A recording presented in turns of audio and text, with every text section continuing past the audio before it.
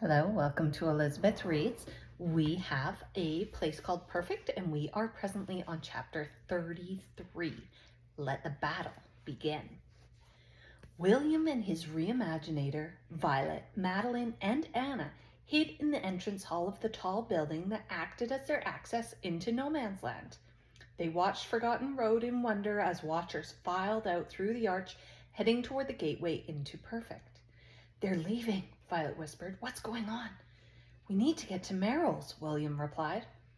They waited for the last of the watchers to go, then quickly ran for the lane and down toward Merrill's. The shop was empty. Voices were coming from the market yard, and they ran quietly towards them. A small group of adults and loads of orphans were gathered around the rag tree. Madeline recognized some people in the crowd and ran with Anna to greet them. Violet spotted Boy and Merrill standing by the base of the tree, looking confused. "You're here," Boy said, relieved, as Violet and William reached his side. "What happened?" William asked. "I don't know," Boy said. "The watchers just left." "They've taken Iris," Violet said quickly. "Maybe they know what we're up to?" "But why would they leave No Man's Land?" Boy asked, shaking his head. "The people of No Man's Land are saying they ran them out." Merrill spoke slowly. "You don't sound like you believe them, Merrill," William asked. The toymaker shook his head. "Some people did join the orphans in the fight, but not enough to threaten the watchers. We still need to convince the rest of No Man's Land to rise up. The watchers may just be heading to Perfect to get reinforcements." "I'll go into Perfect to have a look," Boy said, "and see if I can find out what's going on. Maybe we did scare them off. I won't be long." "I'm coming with you this time," Violet said. "Okay," William piped up. "We'll continue with the plan here and gather more support." Boy and Violet left William and Merrill to recruit by the rag tree and headed towards Forgotten Road. The gateway into Perfect hung open, the gatekeeper nowhere to be seen, so the pair slipped through unnoticed. Darkness was falling on Perfect once more as they snuck along Rag Lane, onto Archer's Avenue, and then up towards Edward Street. The town was empty. All the perfectionists were inside their homes. Keeping to the shadows, they ran past the town hall, stopping suddenly a little back from the Archer's Emporium. A huge crowd of watchers congregated on the street, filling it from one side to the other. Edward Archer was addressing them from the steps outside the shop door. George was just behind him, holding his mother tightly by the arm. Iris looked solemn and stern. Violet gulped. There were so many watchers, at least 200, far more than she'd ever imagined. "The No Man's Landers are making fools out of you," Edward shouted angrily. "Do you realize how stupid you look? I want all units inside No Man's Land. Anyone who's caught on the streets is punished by any means. The more painful, the better. They will remember this treachery for decades and never stand against us again. We've been too lenient on them. We will squash them tonight. Do you understand me?" A deep roar rang out through the streets, and then a few of the watchers stepped from the crowd and began to bark orders, dividing the men up into smaller groups. "What are they doing?" Violet whispered. "Getting ready to invade No Man's Land properly," Boy replied. "We'll have to tell William now." Violet tried not to panic as the pair sprinted back down Rag Lane and through the unmanned gate into No Man's Land. In the market yard, the 6 changed perfectionists were addressing a much bigger crowd, William and Merrill at their side. It seemed all of No Man's Land had taken to the streets. People who once rubbished their plans brandished all sorts of tools and ready to invade Perfect. William spotted Violet and Boy and ran to meet them. "It's happening," he smiled. "It's really happening. No Man's Land is rising." "The Watchers! They're coming now!" Boy gasped, trying to catch his breath. "How many of them?" William asked, his tone suddenly deadly serious. "Lots more than we thought," Violet replied. "At least 200. More than us by far. Half of our army is my age." "I don't know if we can beat them," Boy continued. "Not yet. We need to change more people imperfect." "We can change more perfectionists. I know we can," Violet said urgently. "How?" William asked. "The Watchers are coming. We've changed as many people as we can. Look around you. No Man's Land is ready to fight. Our plan has worked. We've got to face my brothers. There's no more time left." "What if we can do both?" Violet said. "Like we'd planned. But it means we'd have to face the Watchers out there in Perfect on Edward Street. Catch them before they come back to No Man's Land," she said, thinking on her feet. While the Watchers are distracted fighting the No-Man's Landers, we can take the orphans and the rest of the imaginations and change as many perfectionists as we can. All we have to do is get them to their doorsteps and zap them with the Reimaginator. Someone can run around taking off their glasses as they sleep. Then, when they wake up and see what's happening, they'll join their families and fight. Brilliant, Violet. There's no time to lose, Boy said urgently. The Watchers are on their way. We have to move everyone out of No Man's Land now. Night was setting in, and an energy unlike anything Violet had ever felt filled the cool air as William Archer and his makeshift army strode down Forgotten Road. The people of No Man's Land had a chance, more than a chance, to get back their lives. As they approached the lane that led to Perfect, William mounted the steps and turned to address the crowd. This is it, he said. When we get through the gate, keep moving. We want to hold the Watchers at the Archers' Emporium end of Edward Street for as long as possible, to give our young friends time and space to work unseen. They will change perfectionists on their doorsteps, and when our friends and family wake into their new reality, they will join the fight. I know they will. There were tears in the crowd as the No Man's Landers stood proudly shoulder to shoulder. Use your pain, William shouted. Don't let these years of exile mean nothing. We will take Perfect tonight, take back our homes, our families, and our pride. If this is the last thing we ever do, know that we fought hard and true for the right to be different as free men and women, not for one, but for everyone. The crowd let out a deep and earthy roar, filled with passion. Violet looked at Boy, tears rimming her eyes. For you, she whispered. No. For them, he said, looking around at the small faces of his friends holding firm to jars of color. They've lived too long without their families. Violet glanced back up at William standing tall on the steps. For all of us, she smiled. Boy squeezed her hand and closed his eyes. When he opened them again, his expression had changed. It was hard, determined. William turned towards the open gate into Perfect, held up his arm, and roared. Head down, he raced for the exit. Behind him were the men and women of No Man's Land, bearing axes, shovels, hatchets, and pitchforks. A group of Watchers approaching from the other side, too slow to react, were the first victims of the battle. Violet turned to address her crew. They were the last remaining on Forgotten Road. Everyone held a jar, and Madeline was shakily trying to organize them into some kind of order. This group is first, she said, pointing to a row of orphans. The owners of those jars all live near each other down the very end of Edward Street, so we'll be well away from the battle as we change them and shouldn't be seen. We have to go, Boy interrupted, racing back through the gate. Now! He ran to help Jack lift the Reimaginator and headed out towards Archer's Avenue. Everything was happening so fast. Injured Watchers lay groaning at the side of Rag Lane, and Violet winced as she stepped around a few in her path. Boy had stopped at the top of Archer's Avenue and was peering around the corner onto Edward Street. What's going on? Violet asked as they came to a halt behind him. It looks like a standoff near the town hall. The No Man's Landers and the Watchers are facing each other, he whispered over his shoulder.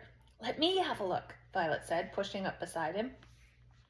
She could just see Edward Archer's head over the crowd.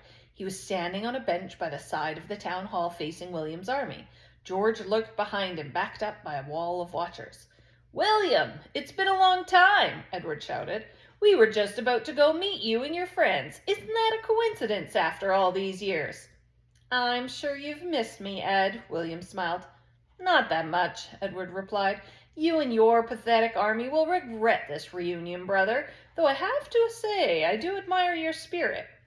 As all eyes watched the brothers, not a soul paid heed to the band of children that snuck out of Archer's Avenue down to the opposite end of Edward Street. They stopped near the bookshop, and quickly Violet poured 8 imaginations into the central glass canister of the Reimaginator. You have macula, William shouted angrily at his brother. Edward looked at George, and the taller twin snarled. Yes, George, William said. I know about her, and all this time you made me believe she was dead. You made us all believe we were dead. Might as well be, George spat. The crowd behind William hissed and shouted, swelling forward.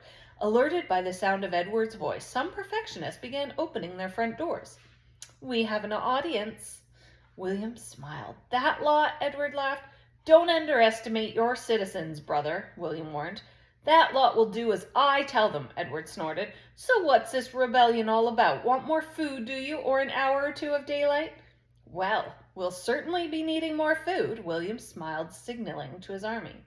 The first line of no man's landers stood aside, and 5 changed perfectionists walked forward, took off their rose-tinted glasses, dropped them on the ground, and crushed them under their feet. You robbed years from us and ripped our families apart, Billy roared. You won't take anything more from me. I'll die winning back these streets if I have to. Edward's face dropped and he looked back at George. The taller brother moved forward towards the no man's landers, his fists clenched. The watchers were looking at each other now too, and a murmur ran through the ranks. Billy Bobbins, Edward called, silencing the crowd. Seems we didn't mush your brains altogether. You hadn't many to begin with. I would have thought it an easy job. You!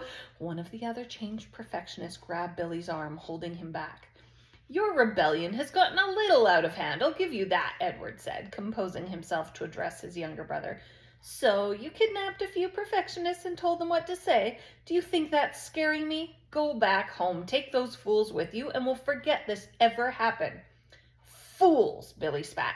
I may have been your fool for years, but I'm not anymore, Edward. You'll never control me or my family again. I'll see to that. Oh, he can think for himself. Seems our hollower is not working as well as it should, Edward continued. After we sort this little rebellion, we'll fix the problem. Thanks for bringing it to our attention, Billy. You might have a bigger problem than you think, Edward, William smiled. Have you checked your imagination stores yet? I think they've run a little low. Edward turned to George once more, his face red with fury. You think you're so clever, William. You were always the same, lording over us with all your friends and your popularity, breaking all the rules. Well, you won't do it now. This is our world. These are our rules, and you'll play by them. I don't know how you got those perfectionists to say what they did, but I don't care. Soon, nobody in this town will need glasses. We'll fix their eyes perfectly, permanently, and there'll be nothing you or anyone can do about it. As William argued with his brothers at one end of Edward Street, perfectionists were falling asleep all over the place at the other. Madeline ran to the next house on her list and knocked on the door. A man answered, and quickly she grabbed his glasses. Larry Doyle, she called over her shoulder, racing ahead to the next house. Boy, who was standing poised with the reimaginator, pressed a button, and a shot of purple glass flew from the machine up the unsuspecting man's nose. He collapsed to the ground asleep, joining the others who lay strewn all over the street. Boy stepped around Larry's unconscious body and raced after Madeline to his next target. Ellen Smalls, Madeline called, speedily removing the woman's glasses. Ellen looked around confused and, eyeing the sea of sleeping bodies, screamed, They're killing us! They're killing us! All eyes, Edward's and George's included, turned towards the bloody sound, and Violet froze. What is going on? Edward roared. You're not as clever as you think, boys, William said. If you happened to ever drink your own tea, you'd have noticed it's tasting a little different today. They're killing us, Mr. Archer, down the bottom of the street, Ellen Smalls called, racing frantically through the crowd. Edward looked around confused. George raced from behind his brother towards the no man's landers, followed by a stream of watchers. Attack! William cried, advancing forward. The army of ragged no man's landers charged, following their fearless leader. Their years of imprisonment burned in their eyes, adding strength to their bones. The battle had begun. Cries and roars rose above the street as William's army threw all they had at the watchers. Pitchforks, shovels, even planks of wood served as weapons, as Violet, Boy, Jack, Madeline, and the orphans danced through the battle to change more for perfectionists. The unchanged were not hard to spot, the only ones standing still, open-mouthed amid the chaos. Violet ran straight for a woman Madeline had told her about just meters away. Sinead Cribbage, she roared, pointing at the lady. I have her, one of the orphans shouted, running forward to fill the reimaginator with murky gas from his jar. Within seconds, Boy pushed the button and Sinead was unconscious, asleep among the mayhem. Violet fought her way through the sea of battling bodies to point out another perfectionist. The jars of imagination were dwindling. Their plan was working. One by one, the sleeping perfectionists woke and pulled themselves from the ground to find out what was going on and join the no man's landers in battle. Violet was just pointing at another stunned onlooker when Boy yelped and collapsed to the ground. George Archer loomed over him. Think you'll take Perfect? He gave a grisly smile, a golf club hanging loosely by his side. Not without this stupid machine, you won't. The tall twin took a swing at the Imaginator, and glass flew through the air in all directions. Boy dragged himself furiously off the ground and jumped onto George's back, beating him with his fists. It was too late. William Archer's machine was smashed to smithereens. George Archer wrenched Boy over his shoulder and dropped him onto the road. You, he spat, you've been the bane of this place from the beginning. He raised the golf club above his head as Boy struggled onto his feet. George brought the metal stick down with speed, smashing it against Boy's shoulder. Violet's friend roared, collapsing onto the tarmac. No, she screamed, running blindly towards the giant. Anger pulsed in her veins. She bared her teeth and bit deep into George Archer's hand. He wailed and dropped his weapon. You vermin! He grabbed Violet by the hair and pulled her close enough to smell his stinking breath. I'm going to make you watch while I pulverize his little head. Violet squirmed, kicking wildly at George's gangly legs as he bent to pick up his club. Who knew my golf skills would come in so useful? Even with one hand, I have a great swing. He smiled as Boy lay groaning. Violet wiggled, trying to free herself from his grasp. I've often thought it'd be much more fun if the golf ball screamed when you hit it. Violet shrieked as the club crashed towards Boy's head. Suddenly, she was pushed aside and fell, hitting the ground with a painful thud. Boy was on the road a little way, struggling to his feet, and she hurried across to him. What happened? He gasped. I thought George would kill me for sure. I thought I was dead. It's William, Violet pointed. He saved you. He saved us. William Archer wrestled with his older brother on the ground just meters away. Quickly, Violet helped Boy off the road to the footpath. For a moment, they rested, gathering their breath amid the madness. The struggle was in full flow. The people of Perfect battled side by side with their long-lost friends from No Man's Land. Woken up to the new reality, the perfectionists fought fiercely against the Watchers for a freedom they didn't even know they had lost. Violet, Boy said urgently, look! Edward Archer stood solemnly at the other side of the road. The stocky man watched in horror as his dreams of perfection crashed down around him. Suddenly, his gaze fell on William and George, still exchanging blows. His face changed, and with swift and purposeful movement, he disappeared into the crowd.